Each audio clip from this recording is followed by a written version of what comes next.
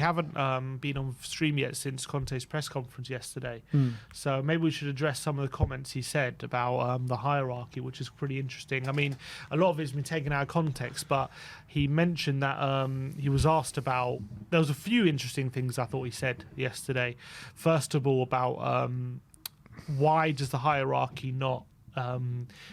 I guess it's not calling out Spurs specifically, but he said he was asked about, what's the vision of Tottenham, what's the plan, the strategy going forward, and he said in Italy, when he was in Italy, every game or every 2 weeks, you had the sporting director, would go in front of the media and talk to the media and answer questions, and in England, that's not a requirement. It's never really done here. It's not a thing, and it's always on the manager to explain everything. Now, he did say that he was now when you, I haven't actually watched him say it in his own words. I've only read what he said. But do you think he was, when he said it, he was making a general point about England? In England, it's not a done thing, and in Italy, it would be nice if England followed Italy in that sense? Or do you reckon he was kind of saying to the board, look, the fans deserve to know what the strategy is. I can't give them the answer. Only you know, that kind of thing. I think it was a consequence of every press conference, him being asked the same questions and him giving the same answers every time. There's not much he can say apart from just completely throw the board under the bus or throw his mate Don Paratici under the bus. I think he's right that fans need way more clarity. Specifically, Spurs fans need way more clarity than what we're getting right now. And look, I think it was kind of... Would you say it's throwing the board or throwing Paratici under the bus? I don't really think so. I think it's just stating the facts of the matter is that the fans need clarity, and everything is just so up in the air. The fans are thinking one way, Spurs should do one thing. The club have a completely different vision to what the fans want, and the club have a completely different vision to what Conte wants. Conte can only speak about his own vision, and the club need to come and tell us what their vision is for this football club. Nobody knows. And that's followed on by the Supporters Trust making a statement yesterday, saying that responding to Spurs' response to them, they earlier in the window, I think, was it before the window or was it beginning of the window? It was the first 2 weeks of the window. First 2 weeks of the window, asking Spurs, what is the plan basically? What direction is the club going? And Spurs responded saying, look, we'll happily give you an answer. Paratici will make a statement, but we're going to do it after the transfer window is closed. After a few days, and then after what Conte said yesterday, I don't know if it was in response to what Conte said, but the Sports Trust have made a statement. Let me see if I can get it up. Basically saying, let me see if I get up the statement, because it'll be interesting to discuss it. Here we are. Got it here. It says, 2 weeks ago, we asked the board of Tottenham to outline its strategy and vision. Today, Conte was asked for the same thing. I guess it was in response to Conte. It's clear to everyone that for there to be a chance of success of this club, the vision and strategy of the board and manager must align, which is what we've all been saying. We understand the widespread discontent among Spurs fans who have loyally supported the club through 22 years of current ownership, years in which success on the pitch has not matched the increase in the price of watching the team. It's time for the club's board to clarify its approach to achieving success on the pitch and to commit the necessary resources to support and to secure that. The club cannot continue to drift from one approach to another. We urge the club to reconsider their decision not to provide answers to the key questions raised by the Supporters Trust and many individual supporters until February, and to provide those answers now. It is perfectly possible to do so without compromising the club's commercial position. Spurs fans deserve greater clarity about the club's aspirations. That was the statement yesterday. Is that a fair statement? Do you think it is fair for Spurs to say we can wait until after the transfer window, or do you think it is absolutely fair to demand answers as soon as possible as to where this club is heading? I think it's absolutely fair and long overdue, to be honest. I think that the club have been hiding for way too long now. Way too long, and I'm happy that the Supporters Trust are making these roads now. I know that the Supporters Trust changed their co-chairs in the last year, and it seems as though the people that have picked up the mantle, that I don't know who they are, but the people that are there in the hot seat now doing the co-chairs are are actively looking for answers now, because the supporters trust for a long time weren't doing the job that we wanted them to do or what we needed them to do. And I'm happy that they're pressuring the board, the Tottenham Hotspur board, into making answers, into providing clarity of where they think this football club is going and what their plan is for this football club. And these words from the supporters trust are long overdue, and the answers from the board are even longer overdue. And we've been in a mess for so long now. We've had no direction for so long now. We've been going in different directions for so long now. It's time for answers, and waiting until the end of the transfer window is not good enough. They need to be answering the questions now. And what are they waiting for? They're waiting to give out the financial results to after the transfer window. They're waiting to give answers to the supporters trust and to us fans after the window. And even if they do, when they do give us answers, it's just going to be some PR bullshit that's not going to make a difference to anyone's life. That's the reality of it. No, and I completely agree. I think the supporters trust are right to call it out, and because right now we're in the precipice of what direction we're going in. Are we going to back Conte? Are we going to give him what he needs to take this team forward? And are we going to give it to him this window, or are we going to tell Conte that he has to deal with what he's got until now to the end of the season? And then, if that's the case, what are we? Why is that the plan? What is the vision for this season? Do we expect Conte to deliver success and do we expect Conte to make this team function better than it already is, with the resources without upgrading? Or are we not confident in the long-term vision of Conte? Is that why we're not backing him fully to the extent? In that case, why do we still employ him? Why don't we just get a different manager and give him what he needs in this transfer window?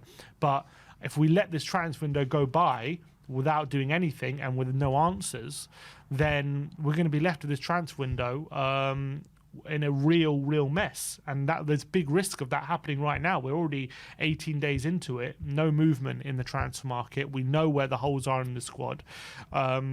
So I definitely believe that it's not good enough for Spurs to wait till after the transfer window to give these answers, because these answers need addressing immediately. Yeah, you know what winds me up though is when some fans, they talk about the money Spurs have spent and saying that Conte has been backed. Like, spending money doesn't equal a manager being backed. Let's just get that right now. Like, backing a manager is listening to what his needs are, letting him be involved in the target choosing process and picking those players and getting one or two of his best choices in. I'm sorry, but looking at the summer business that we did, Perisic is backing the manager because that's a player that Conte clearly wanted. Buying Jed Spence for a key position where we're lacking in desperately is not backing your manager. Just because we bought a player in that position, it doesn't mean the manager was backed. It means that we bought players in. There's two completely different things, in my opinion. And neither's getting Longley on loan. Yeah, it's not backing a manager. Exactly. When we were told, what were we told? We're going to spend Romero money on another left centre back, and we ended up. I understand we wanted Bastoni, and that didn't happen. But just because that didn't happen, does that mean, okay, we're going to get a defender who's been struggling at Barcelona on a loan deal to the end of the season, and that's gonna bring our team forward? No, it was always going to be a stopgap. It was never going to be a player that was going to take our team to the next level. Eric Dyer, we didn't buy anyone in place of Eric Dyer. And I understand, look, Richarlison was a good buy, Basuma was a good buy, and it just hasn't worked out as of yet. But when it comes, like, the back line was the biggest problem under Jose, biggest problem under Nuno, and is the biggest problem now, and it just hasn't been addressed sufficiently. And to be honest, was the biggest problem under the latter days of Poch as well. Vertonghen and Alderweireld aging, and no good right backs, and there wasn't any good left backs at the time as well. So it's been a big issue. And what additions have we actually had in this back line? Since then, the only good one's probably been Romero, and at the moment he's kind of looking like, I remember we discussed yesterday, he's looking like Vertonghen did in that season under Sherwood, where he was like struggling, and a lot of question marks, I remember, were put on Vertonghen that season because his attitude his attitude was bad. He was putting in horrible performances, but all he needed was some good partners next to him and some good players, and all of a sudden he was a different player. And I feel like Romero, the same thing will be with him as well. So we need serious investment in this backline, and it's been needed for years. And it's like every time this backline we're looking to cut corners, signing Joe Rodon when we needed Skriniar, signing replacing Walker with Aurier, and signing Matt Doherty because we got a cheap deal of 12 million for him. I'd love Aurier in this team right now, by the way. Yeah, I know. But every time, Longley on loan. Converting Ben Davis into a left centre back instead of spending money, converting Eric Dyer into a centre back instead of spending money. Keeping hold of Davinson Sanchez instead of cutting our losses on him. Emerson Royale we spend a lot of money on, to be fair, but. Whatever, okay, fine. We spent money on Emerson Royale and it just hasn't worked out. But we've known for 18 months now that he's not going to be the case. But so often we're just cutting corners on this backline instead of just addressing it properly, and that's been our downfall in the defence. Cutting corners FC, that's what they should call us. And also another thing to address what Conte said in his press conference was what I thought was very interesting. He was asked about the mentality of the team. The question was, our record against the top six this season has been really bad. And he said, why do you think that is? Is it a mentality issue? Whenever we face the top six, are we struggling with mentally in these games? And he says, whenever we have bad results or whenever we have bad games against these teams, you always bring it back to mentality, and you always talk about mentality. And he said, listen to me. If mentality was the only issue with this team, then it would be easy to solve. But trust me, mentality is not the only issue. And what he's saying is it's a quality issue. It's a quality issue, and you can get average players and you can improve the mentality only so much. And I think to be fair to our team, I don't think mentality is a massive issue. When I think the way we've come back in games and dragged ourselves back into games when we've been dead and buried shows that this team is still playing for the manager. I think it shows this team is still fighting till the end, and it does have a good mentality. But at the end of the day, it's a quality thing. What did he say? He was talking about the Arsenal game and the pressing. He said, "Look, we tried to press high." At the start of the game, we tried to get at them, but you have to understand the characteristics of your defenders, and you have to understand that if you press high, you're going to leave a lot of space going behind, and if the characteristics of your defenders aren't good enough to deal with that, then you have to make sure that you're not leaving too much space, otherwise you're going to be too open.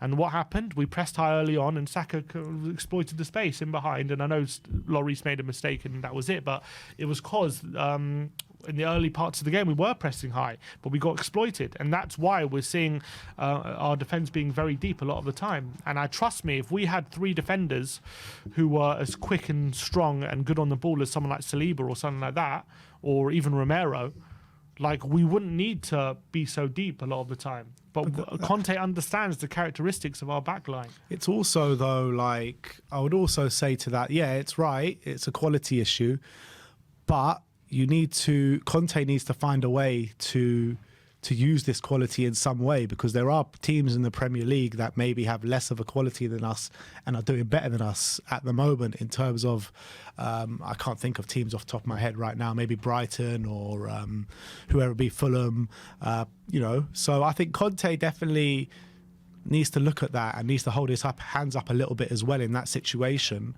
But I completely agree with the way we're playing our football, the way Conte wants to set up. The quality issue is definitely the key area there. Look, Brighton and Brentford and Fulham are all doing brilliantly, no doubt about it, and they're doing great with the squads they have. But what they have done is the manager and the board of boardrooms at those clubs are aligned, and when they sign a player, they don't just sign a player because it's a good deal, because they're getting value for money. They sign a player for specific roles in their team, and they sign a player very much thinking about where he's going to fit in the team, what role he's going to play, exactly what I need in my team, and who's going to fit that role.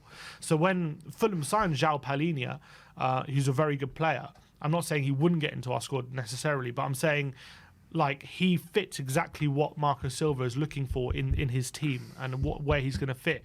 When we sign a player, except for maybe someone like Perisic, when we signed Basuma, I know he's a great player, don't get me wrong. I don't think we signed him with the view of he's going to play this specific role in this team and he fits exactly what we need. We signed him because he's got 1 year left in his contract and it's a very good deal for Tottenham. That's why we signed him. We didn't sign him to play a specific role. Not to say it was a bad signing or a bad player. It was because he was an opportunity. Because he was an opportunity. That's why we signed him. And that's kind of, and same with Spence. We saw he was we can get him for a cheap deal, young wing back who potentially could grow.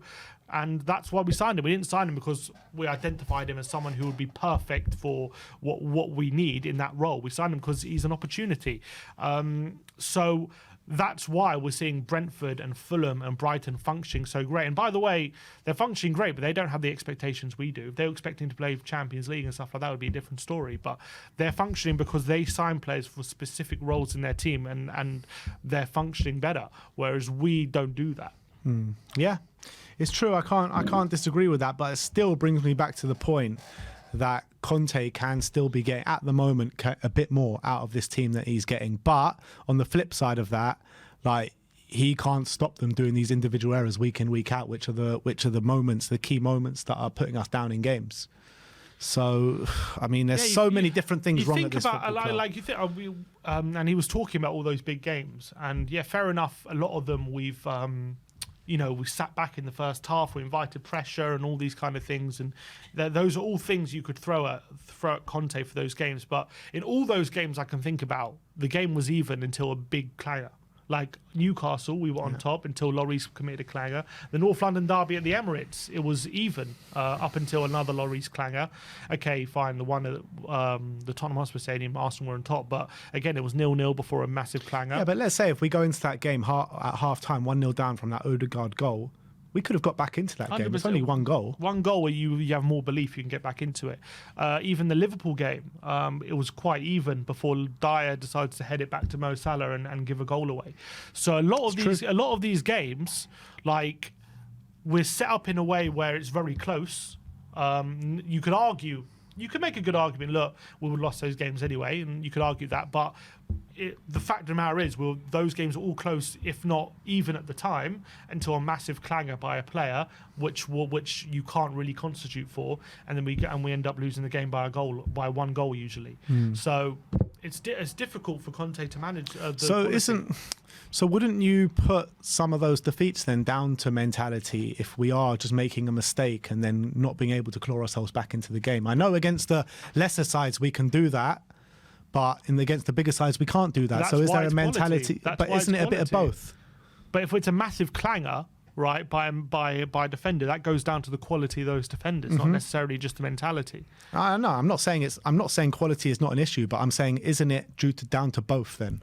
If you're talking about mentality or tactics, there's two different things. Mentality is like the will to keep going, fight till the end, play for your manager, run the hard yards even when things are going against you and stuff like that. I think mentality-wise, I don't see a problem. I think we fight till the end, even against I think we'll fight it to the end, trying our hardest to get back in the game, create chances, never giving up.